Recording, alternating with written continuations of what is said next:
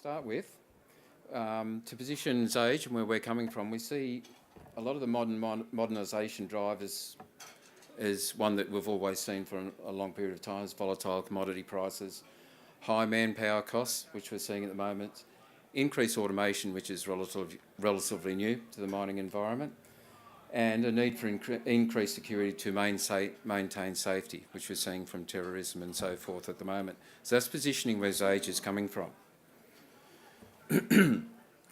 We're starting to see a lot of consultants in the industry. They're starting to raise this as a real issue in terms of security. Ernst & Young had an interesting report relatively recently. They're basically saying that cyber risk, at the very least, can destroy your organisation's productivity gains and really put back your digital advancement into the future. So at the very least, what it can do is slow things down. Cyber security overall is something that's just been talked about quite a bit, and I'm running through this fairly quickly for you. The main drivers that we see from XAGE is that industrial security is nothing like enterprise security, and we've spent a lot of money, we as a civilisation spent a lot of money over the decades securing the central site.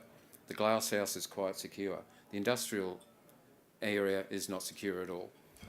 We find that industrial security needs to be decentralised, it needs to be adaptive, and it needs to be autonomous. And that's very, very difficult to achieve in enterprise type security.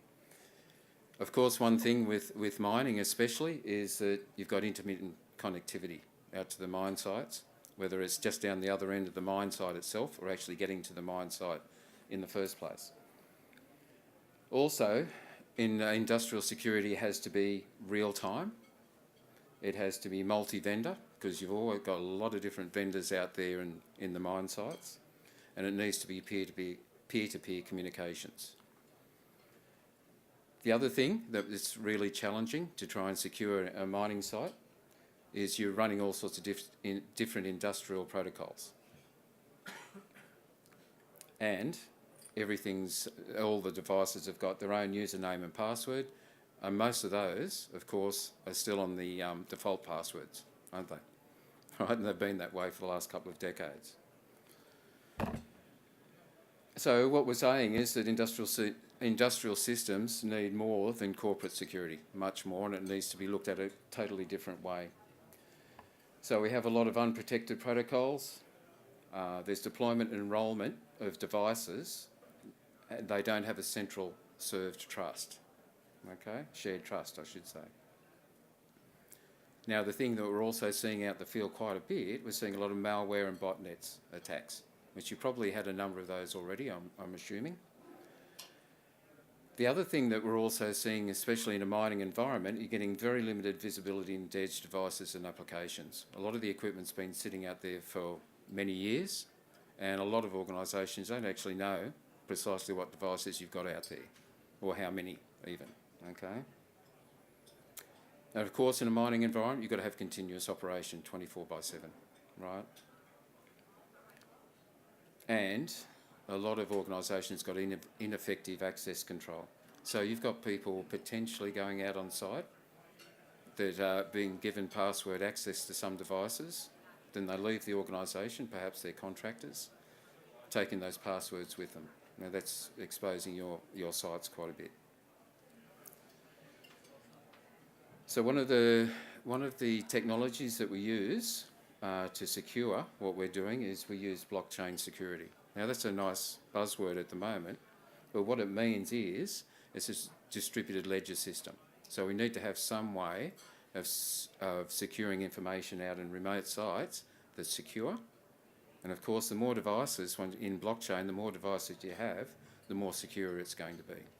Now, just briefly, what a distributed ledger is, information shared over a number of different databases. It's encrypted, of course, but when you ask that ledger for information, all of the databases have to concur.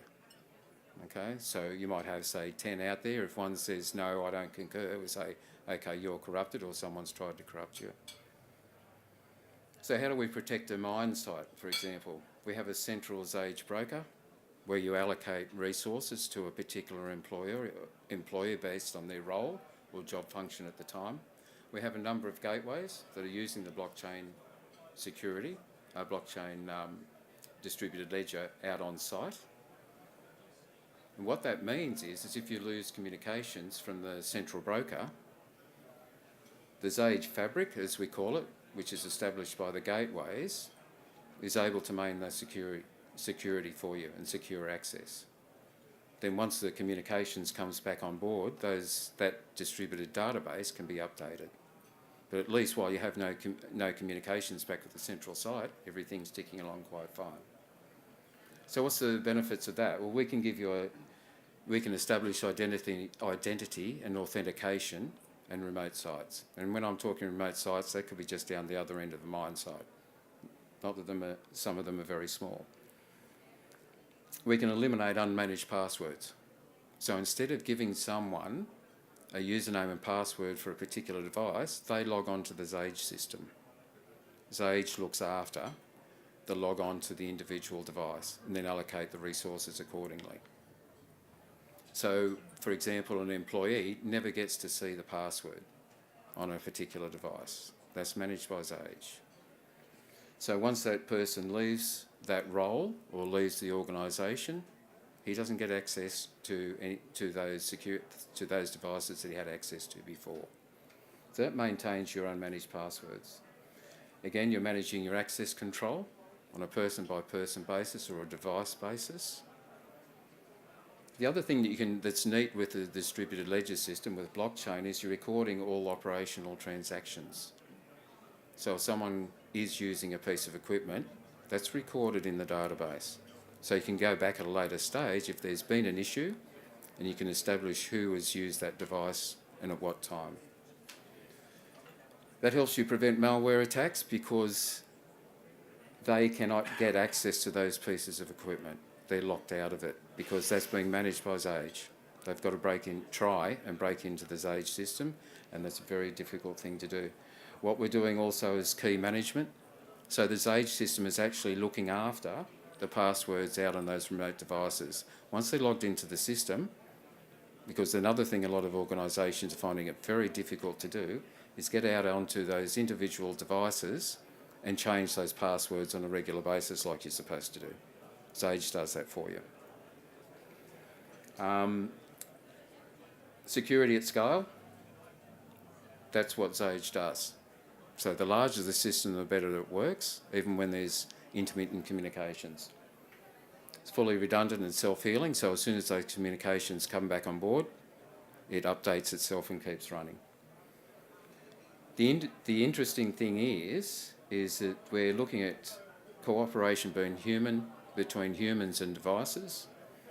From device to device, we manage the interactions between those devices and even between applications. That's all managed. That's what XAGE does. That's the fabric that I was talking to you about.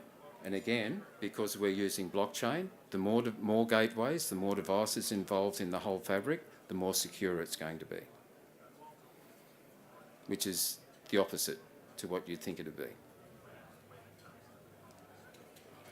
So for the first time, what we can do is give you a holistic security across into every single individual device in the network, modern or legacy. We're vendor agnostic, we work with everyone. As I said, it grows stronger every time you add another device or another gateway to the system. You get system-wide visibility of every device on the network. There's something that you probably don't have at the moment. So you'd have a lot of legacy devices out there. They need to be brought into the fold and controlled, and so you can see how they're operating and who's got access to them. They're easy to deploy and it's self-sustaining. You remove operational complexity. That's what it's all about. What you want to do is make it easy for people to go out there and have access to devices as they need, but you want to make it secure. Enable secure remote access. We'll manage that as well. Advanced automation is going to become more and more critical that you try and secure those devices if you've got automated equipment out there. So we've got a vendor agnostic solution for everything. you'll be able to rethink your work processes. Instead of giving people access to individual components and letting them onto the site and potentially them keeping those passwords, you'll be able to rethink things and reorganise things a little bit differently. You'll be able to set up roles on a time basis or an individual basis. You can extend the useful life of deployed assets. Now, what I mean by that, it means that you'll be able to keep the older ones that are out there, the legacy devices. They don't have to be replaced. They can be managed under the same system. So there's no need to replace them or recommission those devices. That's it. Okay, that's very quickly what XAGE does. I wasn't watching the clock, so I'm assuming I'm over time. Any questions? We're over on 11, isn't it? Number 11. Okay, come and ask us questions. Thank you.